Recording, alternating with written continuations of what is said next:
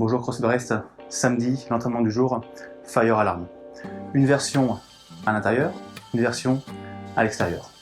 On commence par la version à l'extérieur, 3 tours de bergeron bip test, puis 600 mètres de course à pied, à nouveau 3 tours de bergeron bip test, 600 mètres de course à pied, et une dernière fois 3 tours de bergeron bip test, et fini. Pour cette version à l'extérieur, vous avez donc en tout 9 tours de bergeron bip test et 1200 mètres de course à pied.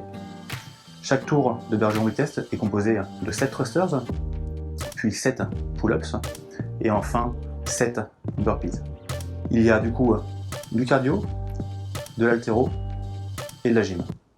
On vise entre 12 et 20 minutes pour finir le WOD, et dans l'idéal, les thrusters et les pull-ups sont faits avec un poids ou une option qui permettent de faire chaque tour unbroken. Pour la version à l'intérieur, on choisira un format EMOM, donc chaque minute dans la minute, on va faire 7 double dumbbell ou kettlebell thrusters, 7 bent over rows, pareil, dumbbell ou kettlebell, et enfin 7 burpees.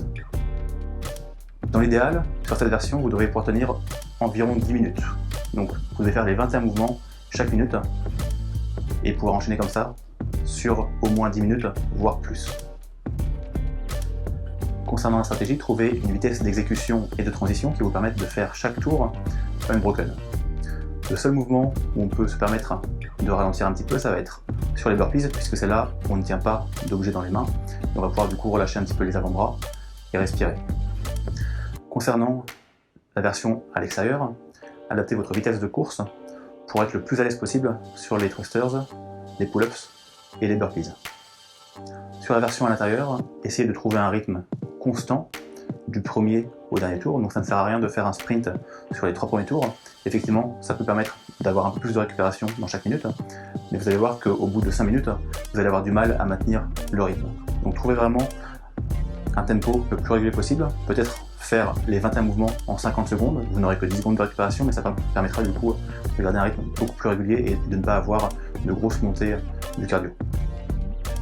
On commence avec de la mobilité, donc 1 minute de child pose, genoux au sol, on garde les hanches au-dessus des genoux, on tend les bras devant soi, puis on pousse les fesses en arrière en cherchant loin devant avec les mains. Ensuite, single arm lat stretch on wall, donc là le coude sur un mur ou un poteau, et on appuie avec sa main libre sur le poignet pour le rapprocher de l'épaule. On passe ensuite sur 1 minute de wall squats, donc lent et contrôlé, le but ça va être de maintenir la pression sur les pieds entre l'avant et l'arrière, de maintenir le tronc droit et d'avoir les bras tendus vers le ciel. Plus vous êtes à l'aise, plus vous pouvez vous rapprocher du mur.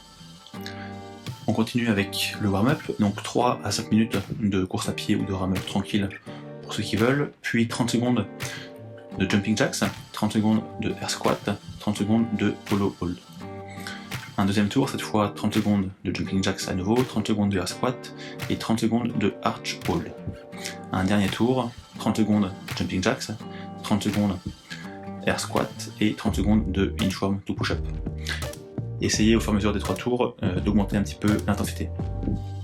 Pour l'échauffement spécifique, on part sur 1 à 3 tours de 5 thrusters, 5 bent over rows ou pull-ups et 5 burpees. On passe 1 minute à 1 minute 30 en courant tranquillement ou en faisant du rameur. Donc 1 à 3 tours comme ça.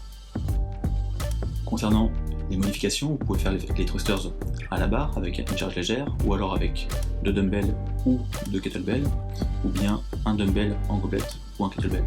Vous pouvez également faire des wall balls à la place. Pour les pull-ups, on peut commencer par réduire les répétitions si on n'est pas à l'aise pour les faire de manière assez rapide sur chaque tour.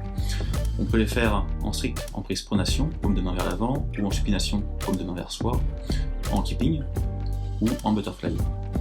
On peut également passer sur du tirage aux anneaux, ou du tirage sur une table, ou alors des bent over row, que ce soit à la barre, au dumbbell ou au kettlebell. Si on garde l'option strict pull-ups, on réduit à 4 répétitions pour ne pas perdre trop de temps. En after party, on aura du snatch cycling, donc 1 minute de AMRAP pour 3 séries en tout, un max de dumbbell ou de kettlebell snatch. Si on est au dumbbell, on alterne de bras à chaque répétition et on démarre le poids au sol et entre les pieds. Si on est au kettlebell, le poids démarre en haut des hanches et on change de bras toutes les 5 ou 10 répétitions. Le but étant de faire à peu près le même nombre de répétitions à droite et à gauche. Entre chaque AMRAP de 1 minute, vous récupérez 1 minute complète. Voilà pour la séance du jour. Je vous souhaite un bon entraînement, une très bonne journée, portez-vous bien, restez en forme et à très vite.